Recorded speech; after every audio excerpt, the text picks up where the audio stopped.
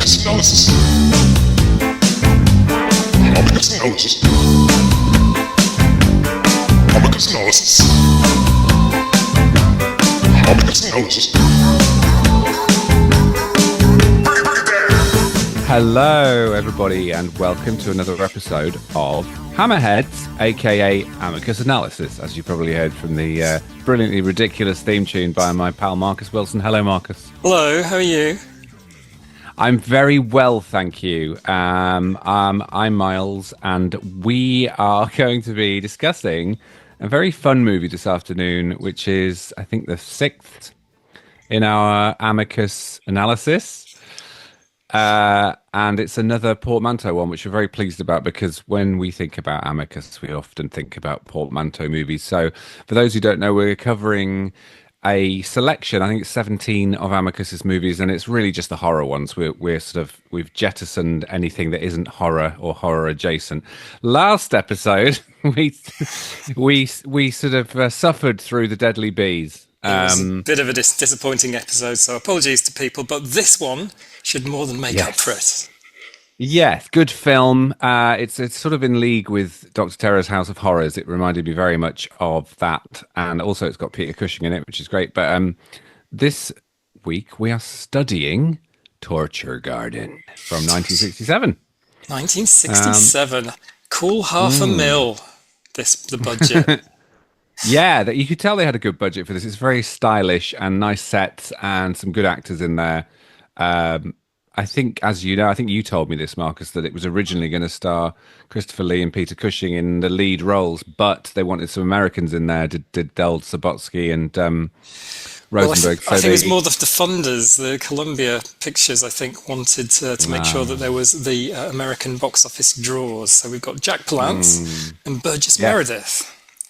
Who are excellent. I mean, I think Burgess Meredith. Yeah, you can't beat Burgess Meredith. I mean, everything he's in, he's just incredible. He was in full swing as the Penguin in 1966 Batman at this point as well. So I think my friend Ben Bentley would know this because he's the expert on Batman 66. But he'd already started playing the Penguin. So I don't know if he brought his cigarette holder from the Batman set, but he's quite Penguin-esque in the first bit anyway. He's so well cast in this. I think it's really brilliant. He kind of holds the whole thing together and is mesmerizing on screen. Absolutely brilliant. Yeah, he always was. I mean, he's amazing in this. He's obviously he's classic as the Penguin, and he's amazing in Rocky. And most things he was in, really. He's just got this incredible voice. And I loved him in The Twilight Zone as well. He was originally in one of my favorite episodes, which is Time Enough at Last, where he plays the guy who's got all the books and then drops his glasses and can't read. This feels very Twilight Zone-y, the whole film. And you say it reminds you of Dr. Terror's House of Horrors, and yet the structure is almost exactly the same, including the twist at the end, which is very similar. It is, yeah, because Dr. Terror, you had, this Peter Cushing as this guy who meets these strangers on a train and gradually reveals himself to be the sort of puppet master. And we've got a similar bookend device here with Burgess Meredith.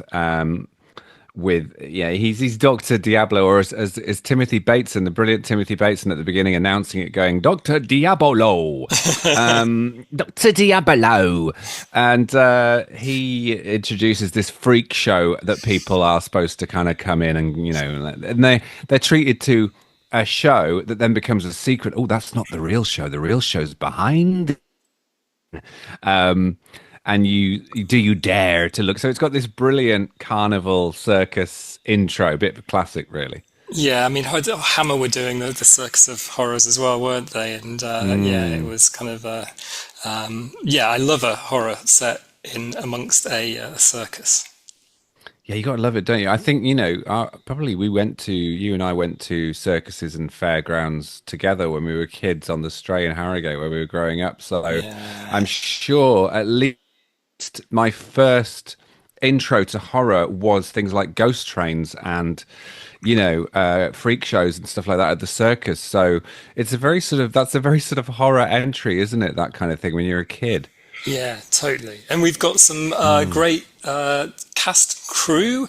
So we've got Freddie Yeah. Francis returning for directorial duties. We've got Yes. a couple of people doing the score, Don Banks, James Bernard, who I think were both working on Hammer as well at the same time. Yeah. And of course, we've got Peter Cushing, but of course, these great American actors as well. So, should we just go through section by section? So, we talked a bit about Yeah. the initial, the wraparound, Yeah. and we'll come back to that. But Yeah. Yeah. first section, Enoch. Enoch, yeah. Now this is a classic because he warns them, Dr. Diablo, at the beginning that what you're about to see will show you your potential destiny. If you look at these shears, this woman, The shears, look at the shears, not around the shears. Look at the shears, not around. I thought of that, yeah. Yeah. You're under. And the shear basically the time it takes the shears to open and close is the time each of these people sees that their destiny, and it's a warning. It's sort of it's one of those Twilight Zone style, Monkey's Paw style, Edgar Allan Poe style. Be careful how you live. Also, quite Dickens. It's quite Scrooge, isn't it? Yeah. This is what will occur if you continue being an absolute git as you. It is. It's like the deadly sins, isn't it? There's sort of greed, avarice, and all of this kind of thing, envy, and all of that stuff's covered in these different sections. Yeah, it almost like, because of the limitations of the time, and I think this film is very good on its own. It stands on its own, but I think if you made it now, you could do a really good job with some phenomenal production values. Maybe do all the 7 deadly sins. I don't know if that would be overkill for a portmanteau having seven, because this has got 4, and 4 is enough. 4 is the magic number when it comes to portmanteau, I think. So yeah, the first one, you have this very greedy guy who's instantly dislikable. It's John Standing, isn't it? Who's still going, John Standing. He's in his 90s now, I think. Yeah, he's really good in this because he was in the Psychopath as well, wasn't he? Yeah. Yeah, he's the son, wasn't he? And he's very good because he's really creepy and really greedy, and he's so horrible to his Uncle Arthur, who you just know. Arthur. He goes to see his Uncle Arthur and basically he's saying, "Where's the money, old man?"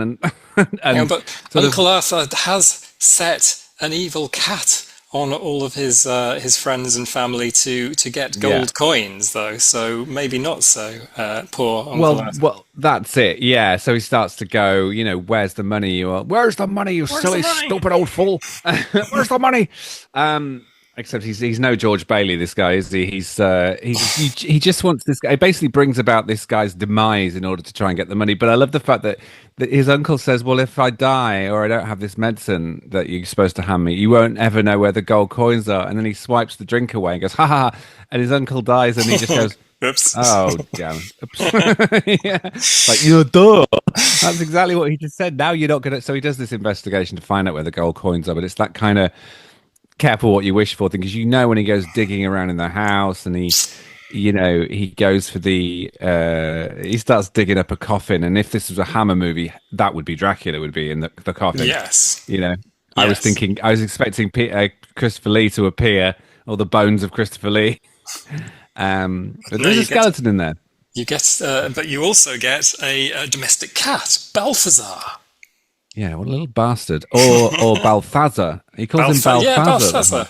Yeah, there's lots of weird. Is it Balthazar? Or is it? Balthazar. Yeah, Balthazar. Yes. And Balthazar's a bit of a mesmeric cat.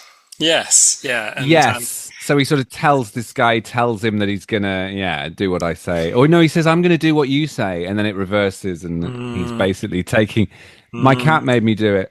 Yeah, my cat makes me do things, but I don't quite understand, without opposable thumbs, how is the cat bringing the gold coins to the guy? I don't quite understand that's it.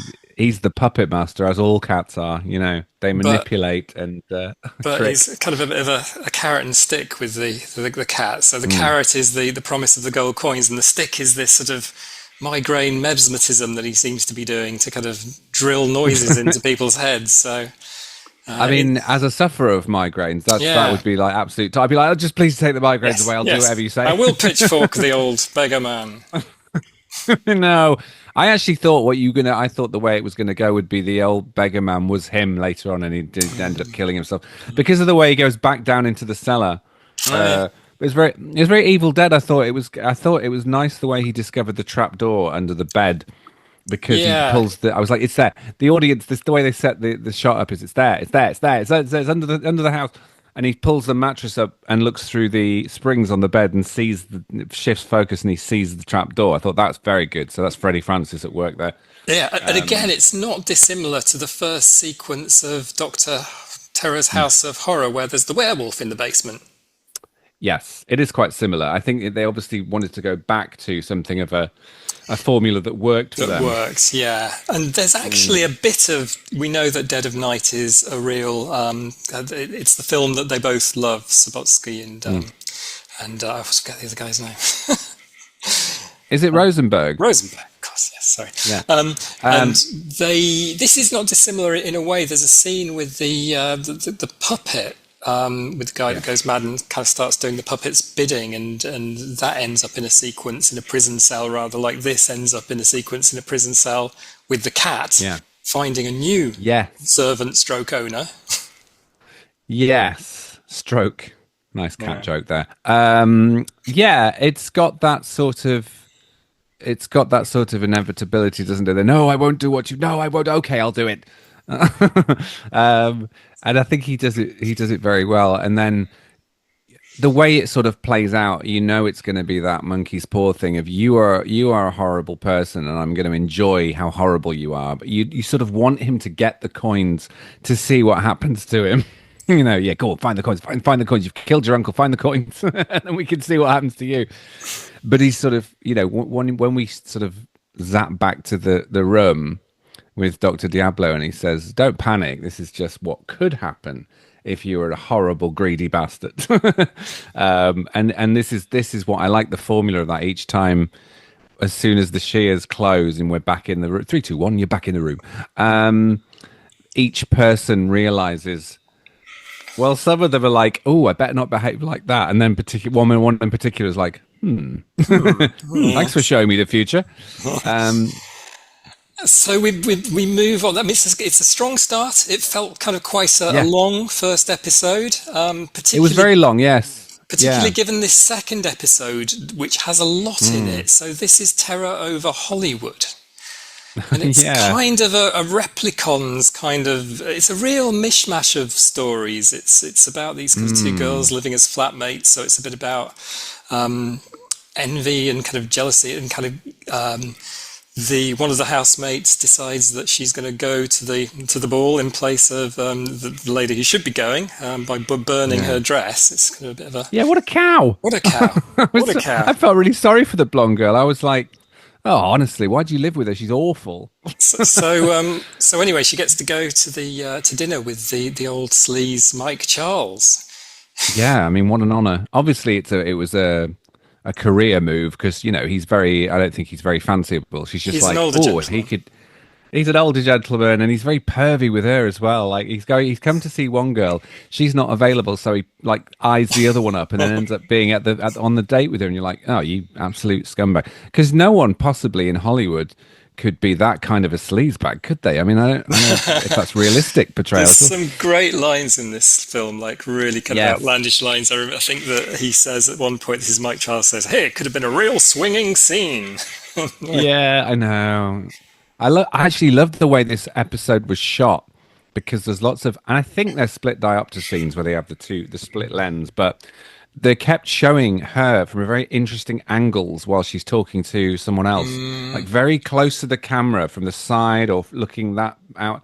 And I think it put the story at odds, because you were like, you know that there's something dodgy going on. I mean, you know, other than the fact that they're creepy old Hollywood gits, you know, she is, I think git is the word of the day. I keep overusing that, don't I? But yeah, so you just know she's signing up to something that she's going to end up regretting. And it's the artifice of Hollywood as well, isn't it? It's that whole style over substance, and Yeah, and I know, you know, obviously it's not particularly shocking because this was 1967, because we've seen some amazing films recently that deal with selling your soul out in Hollywood, which is like The Substance, which is an incredible film. And I actually thought the girl in this, the woman in this with the shears, looked a little bit like Demi Moore at one point, which is weird. And when the door opens and he thinks he sees her, it's like, that's Demi Moore. And things like, I don't know if you've seen Starry Eyes, which is very good. It's about a sort of, and I won't spoil it because I can recommend Starry Eyes. It was recommended to me by a friend Ed, who's a big horror fan as well, and he said, watch Starry Eyes. It's kind of like The Substance, but it's slightly different because it's someone who desperately wants fame and will do anything, kind of thing. Sort of Neon Demon, or the new version of Suspiria, that kind of thing. There's been loads of great films in the last 10, 20 years about selling your soul to make it, in the era of social media and so forth. So this is like sort of ahead of its time, really, but it's probably very much playing on that classic Hollywood stars will do anything, including date crusty old men in order to get where they want, Because you think that's what this sequence is going to be about, and it keeps throwing new characters into the mix, and it gets quite confusing about where they're going with it at one point, because it's a shorter sequence than the first one, but it's a lot more involved, and it turns out that it's not really going to be about Hollywood and envy and artifice. It's going to be about replicons. And they sort of throw that in at the last minute. That's it. It did feel a little bit like, okay. The reveal was a bit right. Okay, I didn't see that coming. But well, they sort of tell you rather than show you. I know she scratches his face and there's like metal underneath, which is quite funny. But they sort of tell you what's happening as it happens. Like, oh yes, we've all been turned into robots, and you go, oh, okay. And then he goes, that's how all the Hollywood stars seem to live so long. You're like, well, that explains Tom Cruise. Yeah. So, and you look at the two guys who've already had that work done, and you kind of think, maybe you should have done that 10 years younger. Yeah, I thought that. I thought, well, you've just turned them into crusty old white men. I don't get it. Yeah.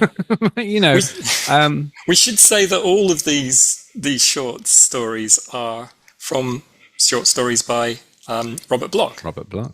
Yes, the Psycho author. He's done the last few movies we've done. I don't know how many. Surprising he's come back after the last Bees episode to work with Freddie Francis again, but there you go. Well, yeah. I guess the Deadly Bees was, as we said, it's just a Birds rip-off, wasn't it? It's Amicus's Piranha. It's like, well, Jaws was a big success, let's do Piranha. And Amicus were like, well, the Birds was a big success, let's do the Deadly Bees. Yeah. They sting. Oh, okay. But anyway, the moral of this story is that Our Lady becomes a living doll, and it becomes a living hell. Yeah, someone shouts from the gallery, don't they? Oh, she's a living doll, and you're like, yes, that's exactly what we've just watched. I thought it was good. I thought it was like a mishmash of ideas, like you say, but I think it's got that sort of Twilight Zone, I'll do anything to be immortal kind of thing. I mean, I think, like I say, it suffers from the fact that we've seen a million things like this done better since. Yeah, kind of. It's hard watching these, but I mean, this was an early example of that. So yeah, it reminded me a bit of like, you remember that TV series V on television? Yes, yeah. It was a bit like that. Reptiles under the skin, and that was anyway. Yeah, V was pretty good, as I remember. Actually, I think it's had a bit of a resurgence lately. That everyone's saying, "Oh, V was actually really good in terms of, it had cheesy effects and stuff." But I think the characters and the story were pretty good. I don't know if I watched it. Yeah, but I remember seeing there were loads of videos at the Woodlands Garage of V. I always wanted to hire them. I watched it and it gave me horrendous nightmares. It's quite scary as a kid. I remember being scared by Doctor Who when I was a kid, though. And there was a character in the, I think he's in the Tom Baker era where he pulls the off Tom his Baker face. stuff's terrifying. Yeah, and he has a hideous green mask with one eye underneath. And then I always asked my dad how they did it, because then he pulls that mask off and he's got a human face underneath. So obviously I was about 6 and I went, Dad, has he got 2 masks on? He went, no. He's got a mask on that's made of rubber. He takes it off and he's an alien. Then they cut to him with a rubber mask on. He takes it off with his real face underneath. I went, I don't get it. So it fooled me. A bit much for a 6-year-old. Yes, for a 6-year-old. Episode 3, Mr. Steinway. Now this one reminded me of Christine.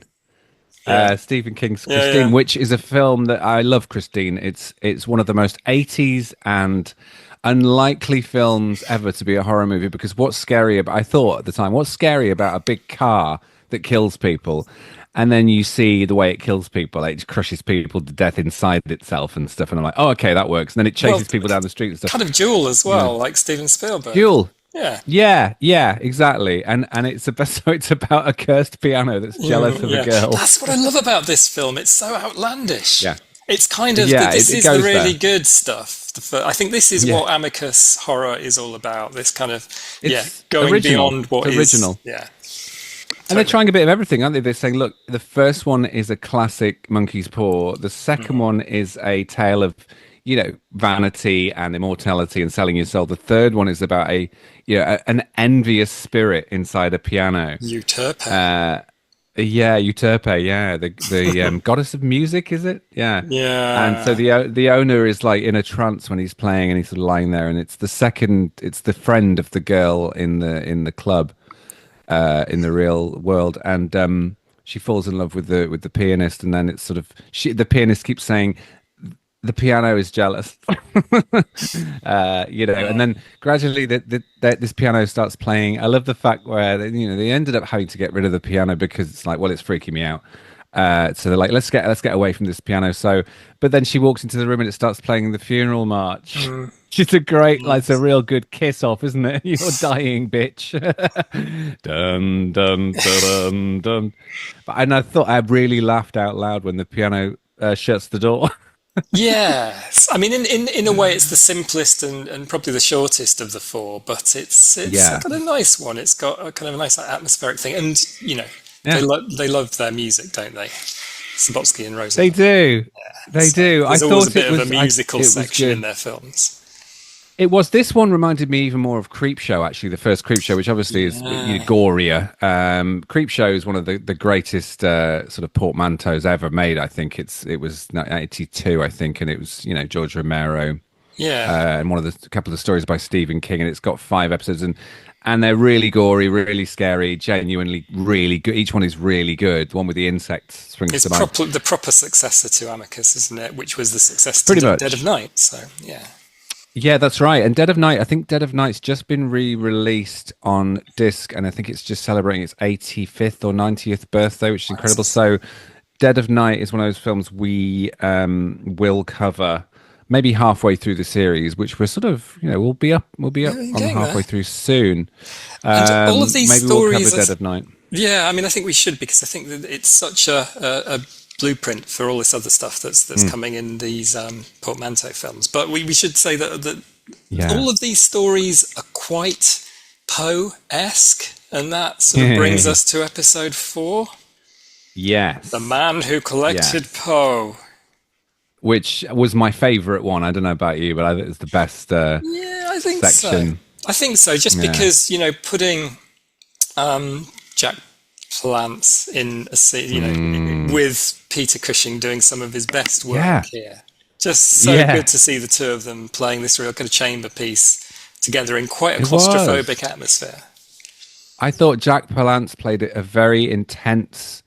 I think he's supposed to be English, so it was quite interesting Yeah. seeing Jack Palance speaking a very sort of clipped English rather He's than got a very kind usual. of affable personality, isn't he? Because he's obviously in the wraparound as well, and he comes across as Yeah. kind of quite a benevolent and Yeah, like affable he's person. eccentric, Proper eccentric. and he's very quite pushy as well. But he obviously charms Peter Cushing because Peter Cushing, I wouldn't have let this guy into my secret Edgar Allan Poe collection, which has everything ever in it. I'd be like, Yeah. oh, God, this is secret.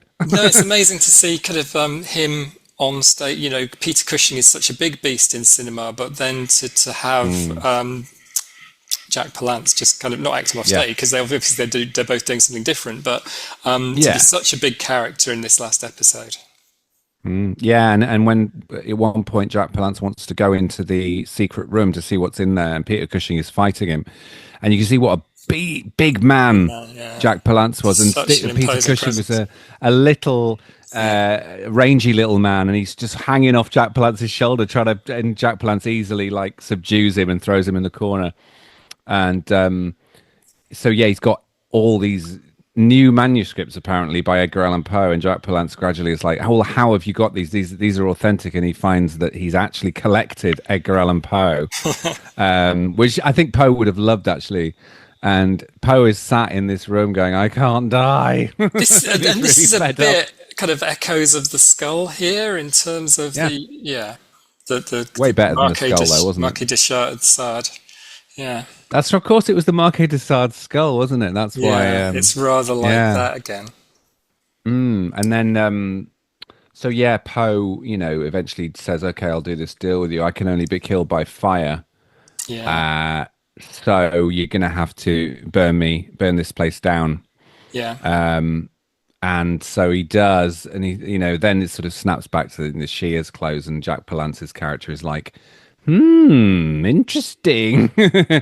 So, But and then he stays behind, doesn't he? stays behind. Yeah, there's a very Yeah. nice in the wrap around the epilogue. There's a very nice, very similar again to Doctor Terror's House of Horror. The way they bring it all together Yeah. at the end. Yeah. Obviously,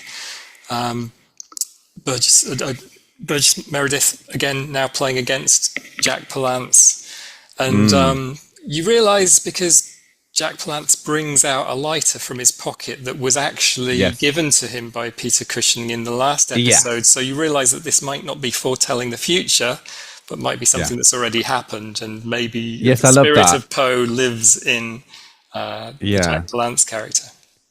And I do love those moments in these kind of films where you go, oh, there's a, like it's like I was liked in the Snowman, the David Bowie introduced version, Oh yes. where he has the scarf that the snowman gave him, and so you think, oh my God, it was real. Obviously, you're about to watch a cartoon, but you know what I mean. It's that little connection of magic where you're like, ooh, or even like at the end of The Princess Bride when the grandpa says, "As you wish," and you're sort of like it's got this magic to it, that ties you into the story you were just told that was supposed to be fictional, but there's a bit of doubt as to whether it's real.